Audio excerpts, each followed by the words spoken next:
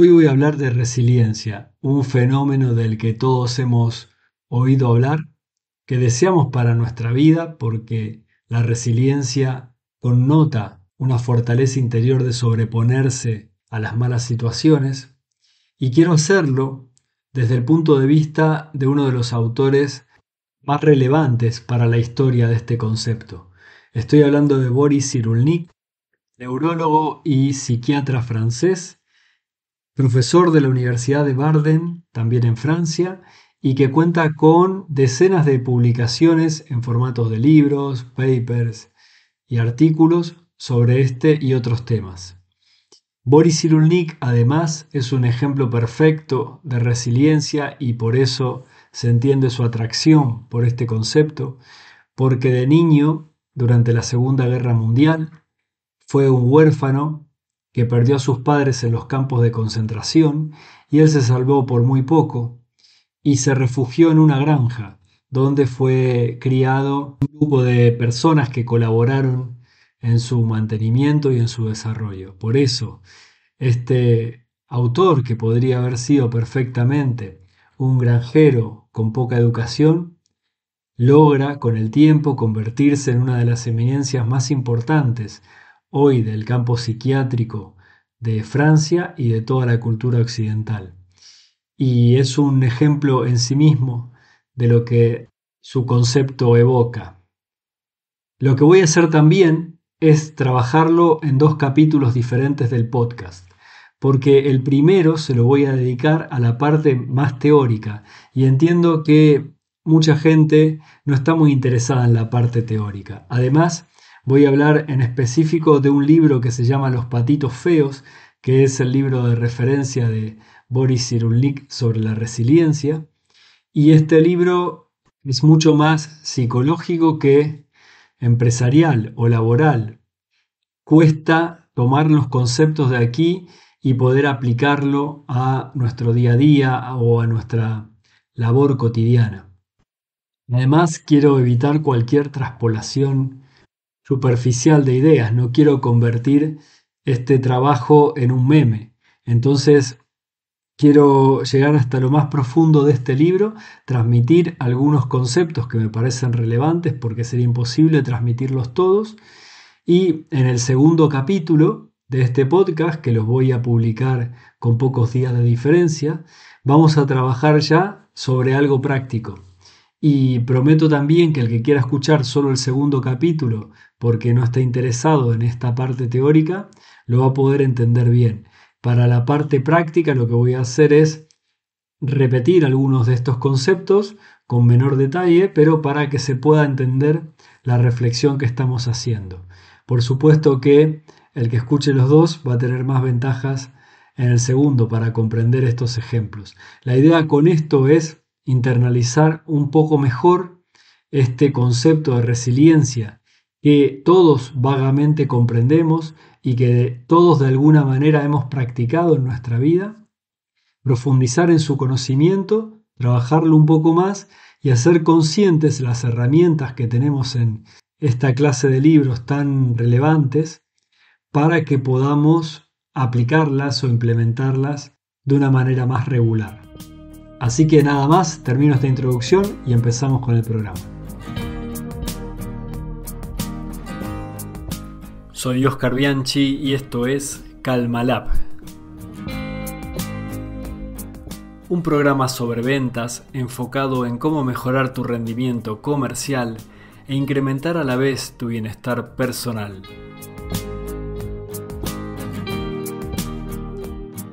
En un mundo saturado por el estrés y las preocupaciones, la calma es el camino ideal para desarrollar tu eficiencia en el trabajo y tu calidad de vida.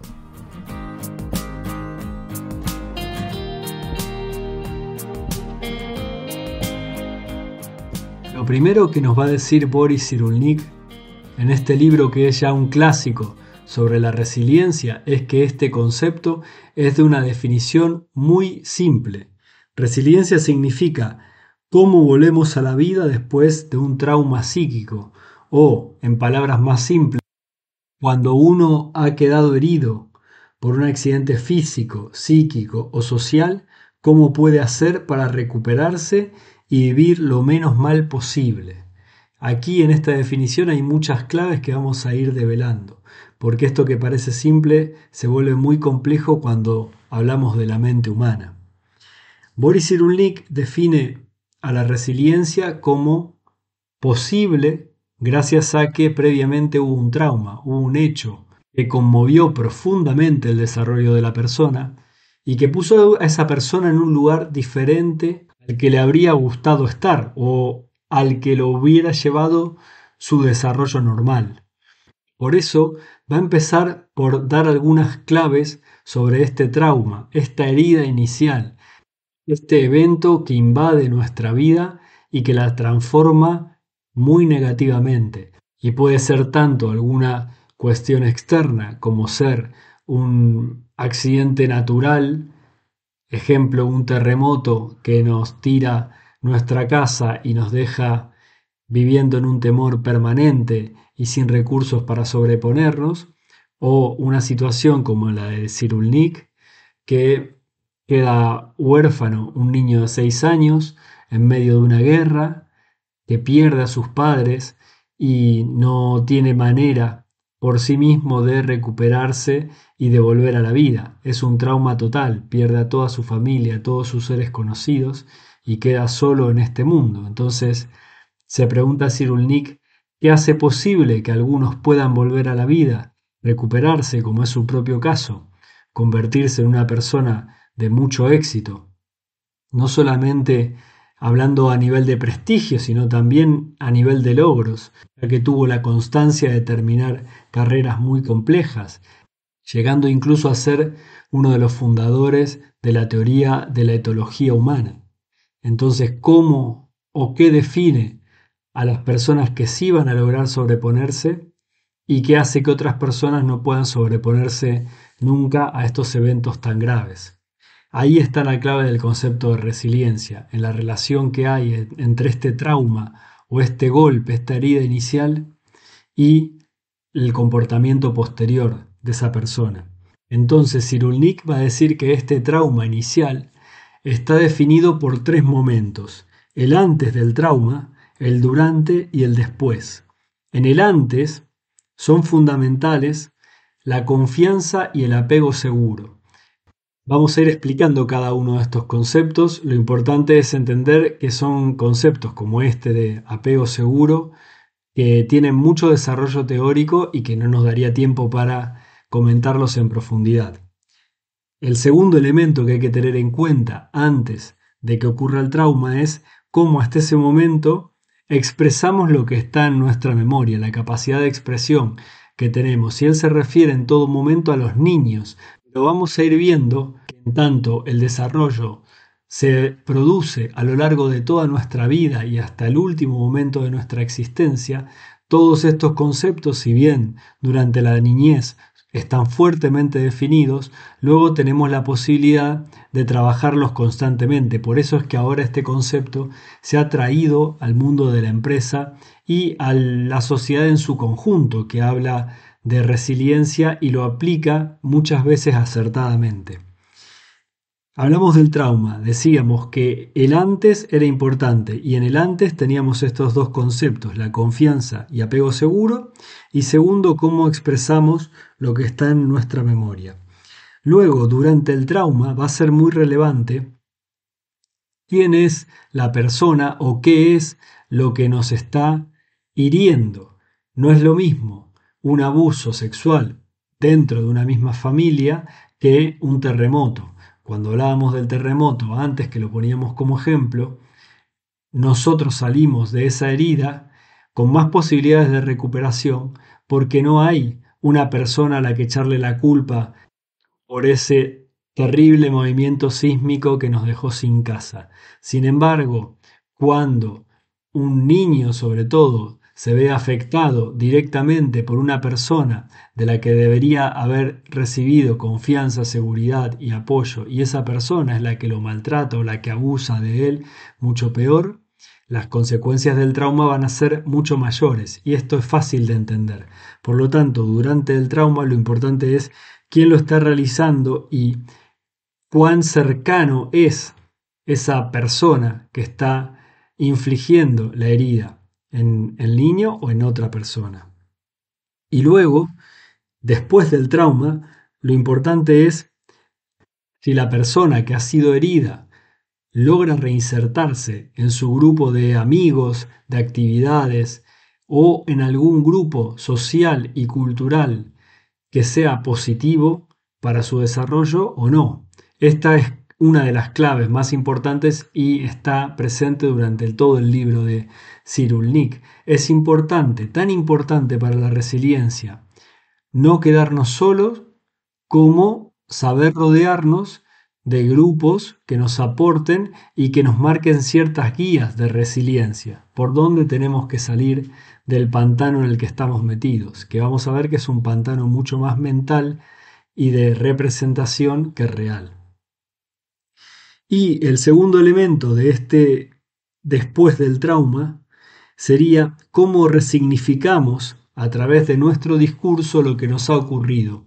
Y esto es un tema que lo vamos a desarrollar en muchos capítulos porque habla de la capacidad que tenemos los seres humanos para elaborar una narrativa sobre nosotros mismos que nos permita tanto salvarnos como hundirnos.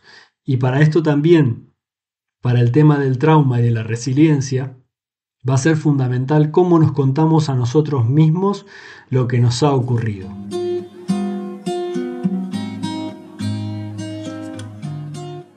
Bien, ahora que hemos definido este trauma y los elementos que lo componen y que van a hacer que esa herida que hemos padecido se magnifique o sea más fácil de sobrellevar, vamos a ver que Boris Cyrulnik dice que este golpe, el golpe que nos asestan cuando somos heridos, tiene dos elementos fundamentales. Uno es el golpe físico, que incluso él lo menciona como que debe cicatrizarse, porque es algo que se padece directamente en el cuerpo. Pensemos en el ejemplo del terremoto y que se nos cae la casa. Eso que hemos padecido en ese momento, ese miedo atroz, cuando empezamos a ver que se movía el techo, cuando corrimos hacia el exterior y demás, todo ese momento, primer momento del golpe o de la herida, sería lo que debe cicatrizarse. Debemos dejar de sentir ese miedo atroz, calmarnos, tranquilizarnos, empezar a pensar de otra manera en nuestra vida. Los ejemplos son más fáciles, pero mucho más duros cuando nos referimos a los que explica Boris Cyrulnik en su libro, que casi todos están referidos a niños y abusos. Yo no me quiero meter en ese tema porque al ser tan delicados prefiero que lo hablen con mucha más propiedad los psicólogos. Pero sí, en este otro caso, lo que podemos ver es una situación de desamparo muy grande inicial y ese miedo inicial es el que debe cicatrizarse. El mismo caso de Boris Cyrulnik, que padece esta violencia atroz del nazismo y que queda solo sin sus padres, bueno, ese niño debe recuperarse de esa situación tan dolorosa, pasar los duelos y demás. Y esta es la primera parte de lo que sería ese golpe. Pero después tiene otra parte, dice Cyrulnik, que va a ser la más importante, que se juega en el campo de la representación. ¿Cómo represento mi desgracia?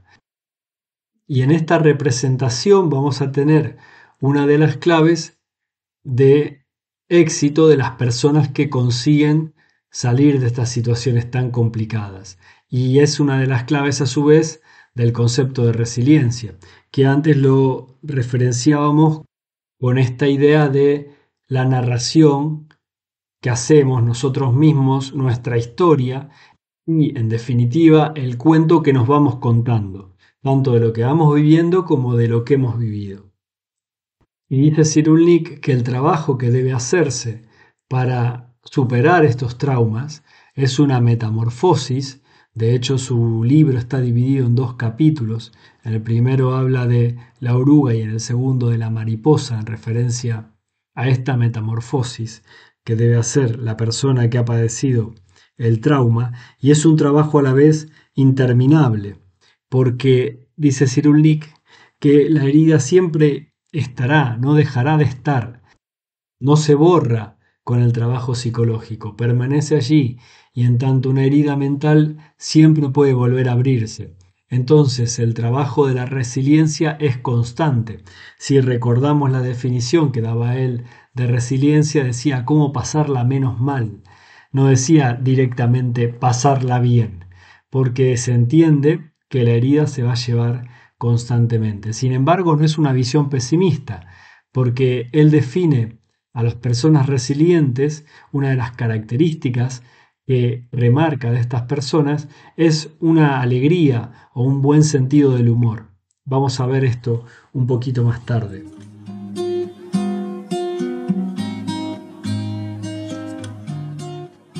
Cyrulnik va a basar el estudio de la resiliencia en 3 puntos. Uno sería la adquisición de recursos internos que casi todos están impregnados en la primera infancia. Aquí hablamos del temperamento, de la personalidad, es decir, de todo lo que va configurando la estructura mental de un niño para hacerle frente a la vida. ¿Cuáles son sus estrategias para defenderse y para enfrentarse al mundo? En segundo lugar, va a hablar de la significación de la agresión o el golpe en la historia personal de cada uno, que era lo que decíamos recién. No solamente esta herida, sino cómo la representamos luego, cuántas veces nos contamos esta historia y cómo nos la contamos. Y la tercera parte, muy importante, es el sostén social, el regreso a los lugares de afecto, esto que mencionábamos también, rodearnos de amigos, no quedarnos solos, pero también están aquí las guías que nos pueden dar las instituciones y nuestra sociedad en su conjunto, también nuestra cultura, son todos aspectos diferentes que van a terminar por aportar o no aportar a la posibilidad de resiliencia.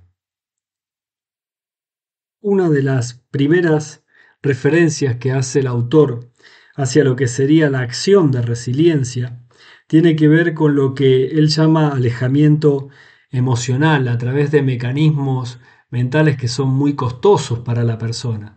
Y menciona a la negación, negar que he sufrido, eso nos da cierta distancia con el hecho tan terrible que hemos vivido. Esto se ve más cuando se trata de una cuestión personal. No aplicaría para el caso del terremoto que mencionábamos, pero sí para el del propio Cyrulnik, que cuenta que cuando finalizó la guerra y ya pudo dejar de esconderse y contaba su historia, la gente se reía y era una historia trágica porque en definitiva o no creían o no querían creer que el horror pudiera ser tan grande. Entonces, una de las reacciones de esa persona podría haber sido la de negar esa situación que ha vivido. En el día a día lo vemos cuando le preguntamos a una persona, o nosotros mismos lo hacemos, cuando nos preguntan si estamos bien y realmente estamos mal y decimos sí, sí, estamos bien. Hay una negación a veces al hecho negativo y mucho más al hecho trágico. Luego, el segundo mecanismo de defensa es el aislamiento del recuerdo, quitarle todo el afecto a ese recuerdo. Lo que pasa es que cuando uno le quita tanto afecto a los recuerdos, en definitiva, le está quitando mucho afecto a su propia vida, y esto también tiene sus consecuencias negativas. Luego está la huida hacia adelante, es un vivir con una aceleración permanente y vigilando siempre para que nada de lo que me ha ocurrido en el pasado vuelva a ocurrirme en el futuro. Es un estado de alerta constante que también es bastante poco saludable. Y después tenemos los últimos dos, que son los más importantes y son en los que va a centrar su estrategia Boris Cyrulnik también. La intelectualización, el primero, y en esto estamos diciendo que al intelectualizar lo que hacemos es comprender lo que nos ha ocurrido. Para comprender también tenemos que transformar. Lo vamos a ver un poquito más luego. Y una vez que comprendemos lo que ha ocurrido, podemos darle un sentido nuevo y a la vez tener más dominio sobre nuestras emociones. Y el quinto elemento es la creatividad. Y este para Cyrulnik es el más importante de todos y la define como esta gran transformación de la tragedia en obra de arte y el disfrute que tiene la persona con su propia obra de arte. En el libro pone el ejemplo de Bárbara, una niña de 14 años que pasó situaciones muy duras y que luego se convierte en poetisa y en sus poemas escribe y puede expresar todo aquello que sintió mientras padecía abusos terribles en su infancia.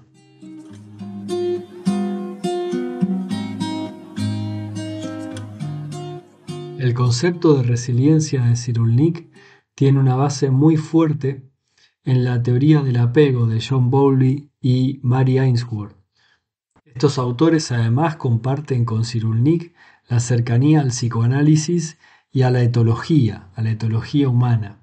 Y lo que elaboraron fue una tipología de apego que es la primera forma que adopta el vínculo del niño con sus cuidadores, especialmente con su madre. Y lo que determinaron fue que esta forma de apego, este vínculo inicial, va a determinar toda la vida de una persona. Ellos clasificaron 4 tipos de apegos. El primero es el apego seguro, el que hablábamos cuando empezamos este capítulo y decíamos que es lo que está antes del trauma. El apego seguro se define como una relación en la que el niño se siente cómodo al explorar su entorno cuando la figura de apego, es decir, su madre o su padre, están presentes. Experimenta cierta ansiedad cuando esa figura paterna no está, pero puede regular esta sensación e incluso va a lograr encontrar otro objeto de apego cuando la madre o el padre no estén presentes. Esta es una teoría bastante más extensa, yo la estoy reduciendo mucho, se puede encontrar muy fácilmente mucha referencia en la web y libros de los autores que mencioné. Lo que voy a decir solamente es que este apego seguro es una fuente permanente de confianza para el niño y por lo tanto para el adulto en el que va a convertirse, y además que esta capacidad de poder encontrar otro objeto de apego, otra persona a la que vincularse cuando su madre no está presente, es una característica que Cyrulnik va a denominar seducción, no por una seducción como la entendemos nosotros en el sentido más sexual o sensual, sino una posibilidad de acercarse a otra persona con gestos y actitudes adecuados para que esa persona reciba a este niño de buena manera y quiera contribuir a la continuidad de su desarrollo. Esto es lo que un niño como él, como Boris Cyrulnik, pudo hacer cuando quedó huérfano y solo. Esta capacidad de seducción como la confianza en sí mismo del niño que está configurado, podríamos decir, por un apego seguro, va a ser sumamente importante para tener la capacidad de volvernos resilientes. Según estos expertos, el 70% de las personas se desarrollan con un apego seguro. El resto se dividen en las otras 3 clases de apegos y son menos afortunadas y cada una va a tener una relación diferente con la resiliencia. Lo importante, y esto lo quiero destacar, es que Cyrulnik defiende la idea de que todo trauma puede superarse y más allá de cuáles sean nuestras condiciones de personalidad previas con las que lleguemos a ese momento de la herida o del golpe, podemos, en cualquiera de los casos, de los 4 tipos de apegos, podemos llegar a transformar ese trauma para volver a tener una vida normal. Las personas con este tipo de apego seguro tienden a tener relaciones más saludables y estables, también suelen ser capaces de confiar en los demás y de confiar también en sí mismas. Expresan mejor sus emociones de una manera más efectiva y también establecen conexiones emocionales significativas con los demás. Si este era el apego seguro, luego estarían los apegos inseguros. Uno es el apego evitativo, en el que el niño muestra poca ansiedad cuando se separa de la madre.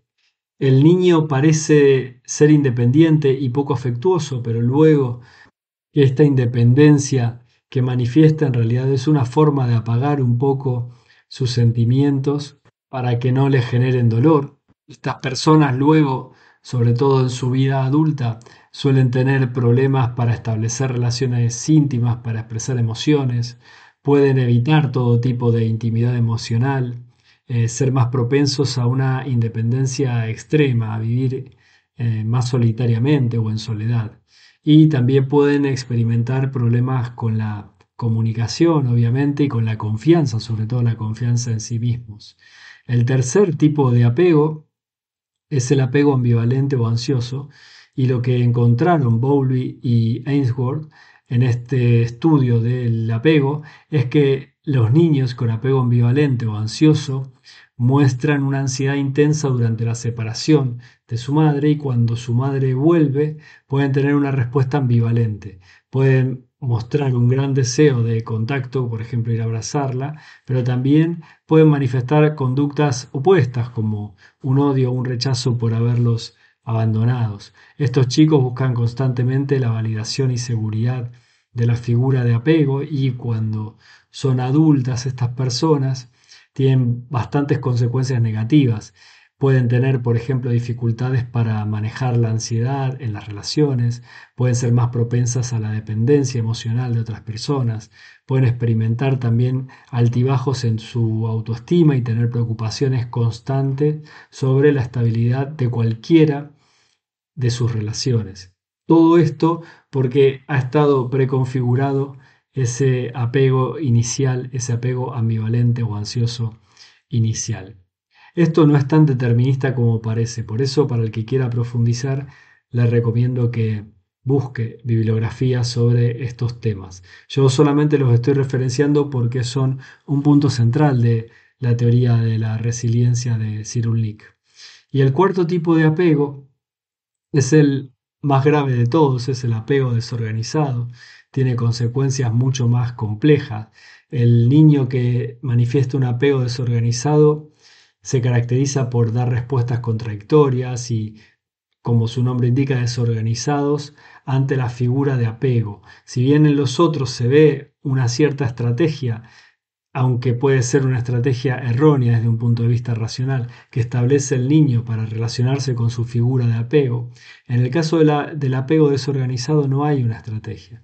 El niño puede mostrar miedo o desorientación cuando la figura de apego está presente, también puede mostrar el odio o la ansiedad del apego ambivalente, es decir, no hay una estrategia, no hay un patrón de conducta definido.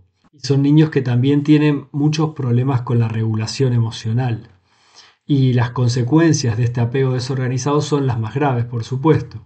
Se asocia a menudo con dificultades de regulación emocional y puede manifestarse en problemas de salud mental, incluidos trastornos de estrés postraumático y problemas de conducta graves. Afortunadamente, este tipo de apego desorganizado constituye un porcentaje muy bajo de nuestra sociedad. Y para volver a retomar cómo conecta esto con la resiliencia, decíamos que uno de los aspectos que destaca Cyrulnik de estos niños con apego seguro, que era el primer tipo de apego que vimos, además de la confianza, era esta posibilidad de seducir, es decir, de caerle en gracia a otros adultos para que lo cuiden cuando falta el adulto que los está cuidando normalmente. Sonrisas, gestos, acercamientos, todo aquello que una niña o un niño puedan realizar para ser cuidados y guiados por ese adulto que ya no es su padre. Y ponía el caso del propio Cyrulnik. En el caso de los niños con un apego desorganizado, lo que va a pasar es que, como son tan difíciles de tratar porque no pueden autorregularse emocionalmente, no desarrollan esta capacidad de seducción y por lo tanto son rechazados por los adultos. Esta situación se va a dar en todo el desarrollo de la vida de esta persona si no trabaja sobre esa base del apego desorganizado. Y lo mismo para los otros dos tipos de apego, el inseguro y el ansioso.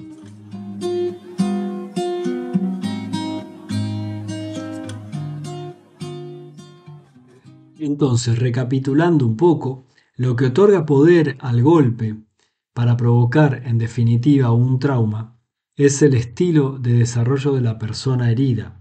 es el modelo operacional interno de esa persona, en palabras del autor.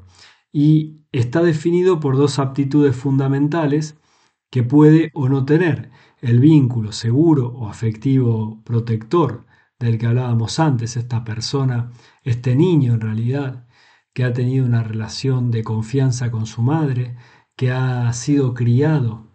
Esto tiene muchos más condicionamientos, que ha sido criado en un ambiente donde la madre también estaba segura y cómoda y tranquila, que se ha relacionado con padres, tíos y amigos de esa familia que lo han tratado bien, que lo han sabido guiar. Eso constituye ese vínculo inicial seguro, y también este vínculo que aporta confianza en sí mismo también va a devenir en comportamientos de seducción fundamentales para encontrar un nuevo vínculo si el primero falla.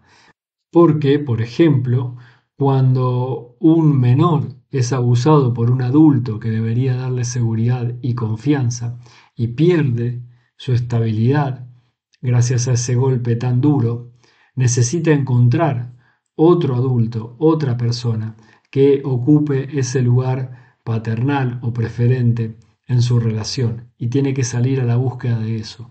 Lo mismo cuando a este niño le pasa lo que le pasó a Cyrulnik, que pierde a sus padres en un acontecimiento tan duro como la guerra, que la estamos viviendo actualmente. Actualmente estamos viviendo guerras en muchos lugares del mundo y hay muchos niños en estas condiciones, que son siempre los más afectados por todas estas locuras de los adultos.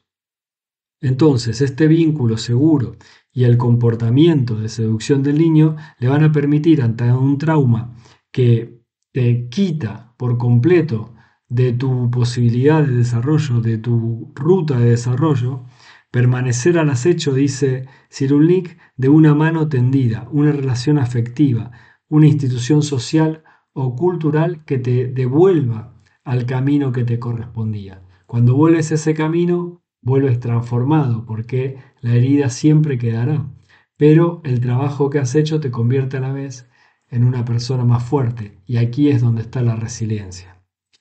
Algunos de los elementos que menciona Cyrulnik para volvernos resilientes son, por ejemplo, el arte, la transformación de la tragedia a través del arte, poder narrar y contar.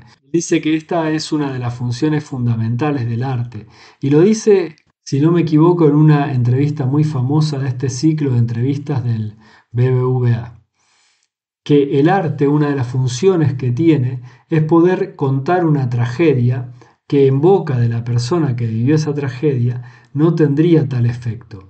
Un artista puede hablar de la guerra, puede contar sus atrocidades, mientras que la persona que lo vivió no tiene ese nivel de atracción para el que lo está escuchando. Cyrulnik comentaba que cuando él superó la pérdida de sus padres y sobrevivió en ese primer momento a todos los intentos de los nazis por recapturarlo, no a él, sino a todos los niños o las personas judías que hubieran en Francia, y contaba todo lo que había vivido, las personas se reían, porque no se lo creían y pensaban que el niño estaba fabulando.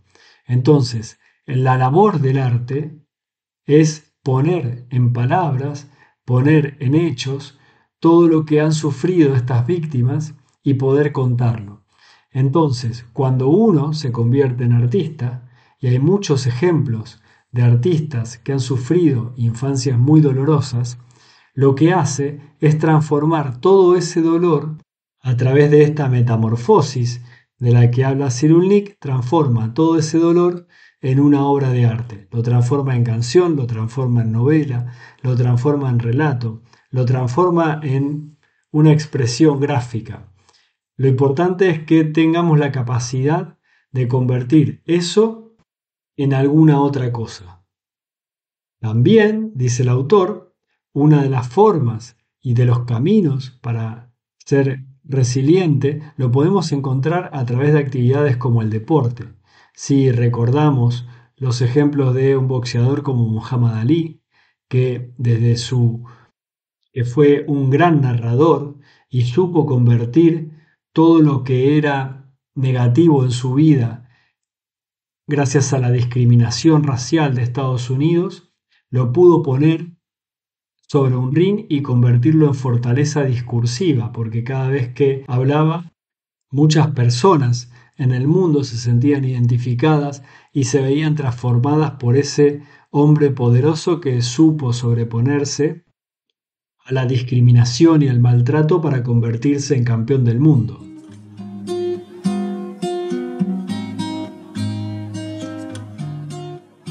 Cyrulnik habla también de otro elemento para la construcción de la resiliencia que me pareció precioso y por eso lo menciono.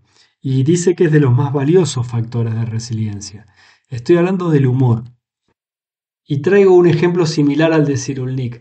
Cuando un niño se cae y su madre lo ve, el niño busca a la madre con su mirada. Si en ese momento la madre se desespera y se abalanza sobre el niño con un rostro de preocupación, el niño va a llorar. Es decir, que el golpe que se da se va a consolidar como pequeño trauma en su mente gracias a la representación mental que se hace de esa madre preocupada y muy temerosa por lo que ha ocurrido. Sin embargo, si ese mismo niño se cae y la madre lo ayuda a levantarse y le hace un masajito donde se golpeó, o le dice aquí no ha pasado nada y se ríe con él, y las personas que están alrededor también ríen y sonríen ante la situación, el niño va a seguir sintiendo el dolor que le provocó el golpe, pero no le va a agregar el sufrimiento que genera la representación.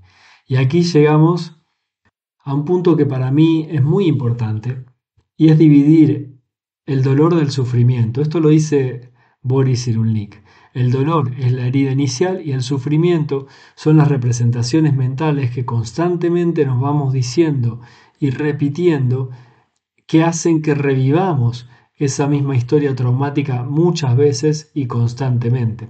Por eso es tan importante que una persona que tenga un trauma importante consulte a un psicólogo para poder salir de ese bucle permanente. Sin embargo, esta idea de sufrimiento y dolor o de dolor y sufrimiento es muy antigua. Y hay una frase budista atribuida al propio Buda que dice que el dolor es inevitable, pero que el sufrimiento es opcional. Y en el budismo se trata esta misma situación en las condiciones en las que refleja Boris Cyrulnik en su libro. El trabajo que hace un practicante budista, y creo que en definitiva el de cualquier religión cuando está practicando a conciencia, es el de tratar de reducir el sufrimiento sabiendo que el dolor en la vida es inevitable. No vamos a poder evitar que las personas que queremos un día ya no estén con nosotros. Lo que sí podemos hacer es reducir el sufrimiento que se genera luego de una pérdida. No podemos evitar que el trabajo que tanto nos gusta algún día se termine, pero sí podemos reducir el sufrimiento que genera la pérdida de ese trabajo o el hecho de no tener un trabajo.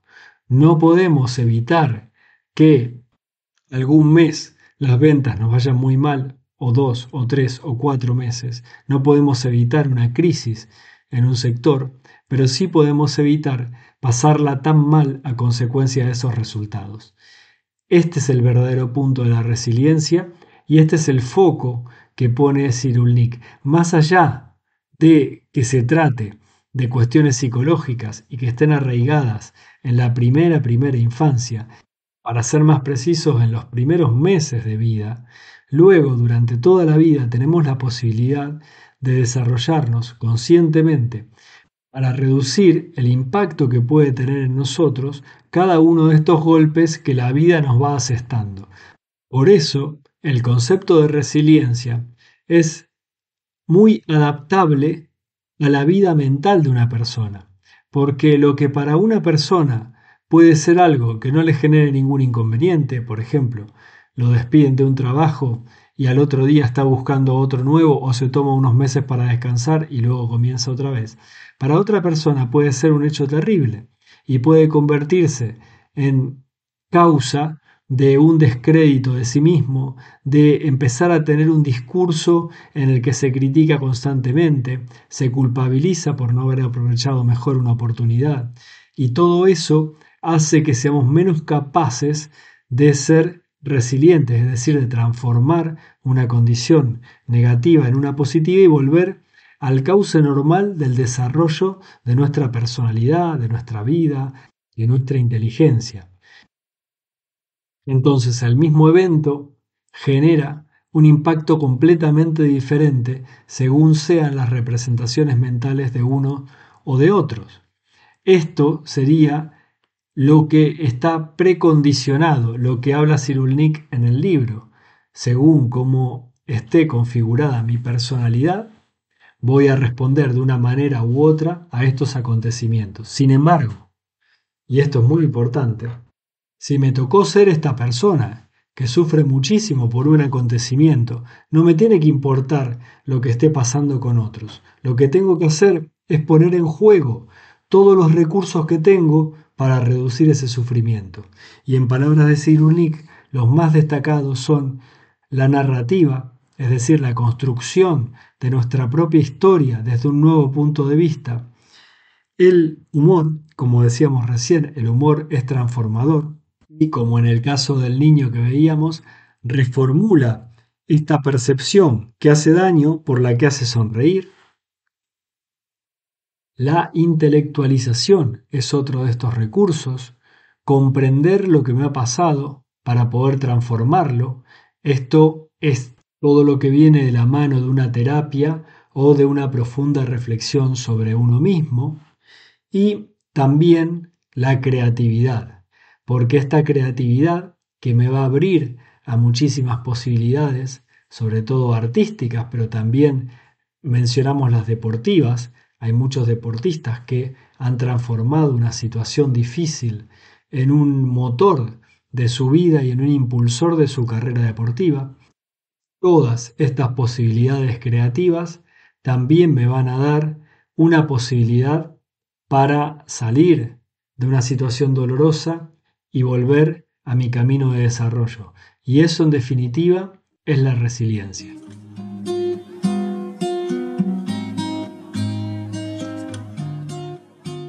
Creo que por hoy es suficiente. Recomiendo la lectura de este libro a toda aquella persona que tenga un interés por la psicología. Es un libro que no es práctico para quien quiera aplicarlo directamente a una situación cotidiana o a la vida en la empresa. Es un libro muy apropiado para aquel que quiera profundizar en temas psicológicos.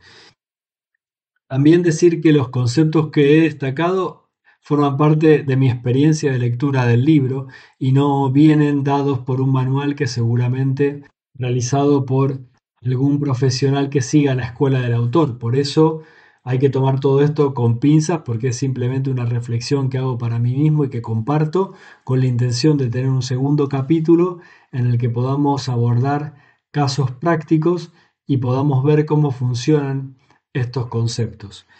Para cerrar me voy a quedar con un apunte del libro que dice que el trauma lo que provoca es un efecto impredecible y aparta al sujeto de su desarrollo previsible.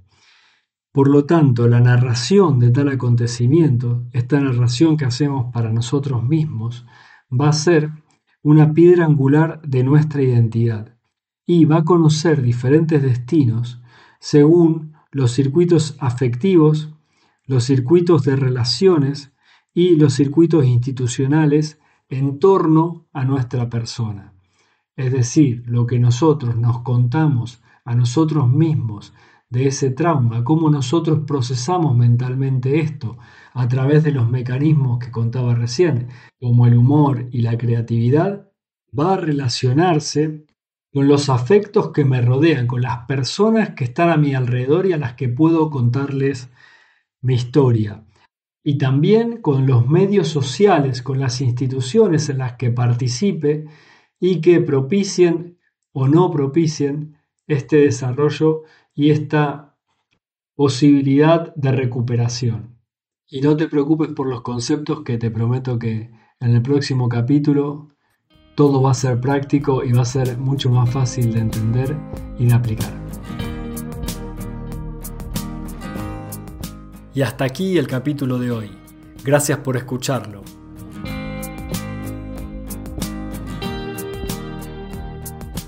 En las notas del programa te dejo los links a los temas mencionados. Si tienes alguna duda o quieres hacernos una propuesta, visita la web calmalab.com, donde encontrarás más información sobre este proyecto. Y me darías una gran alegría si compartes, comentas o te suscribes al podcast. A mí me puedes buscar en LinkedIn o en Twitter como Oscar Bianchi. Ahí respondo a todos los mensajes.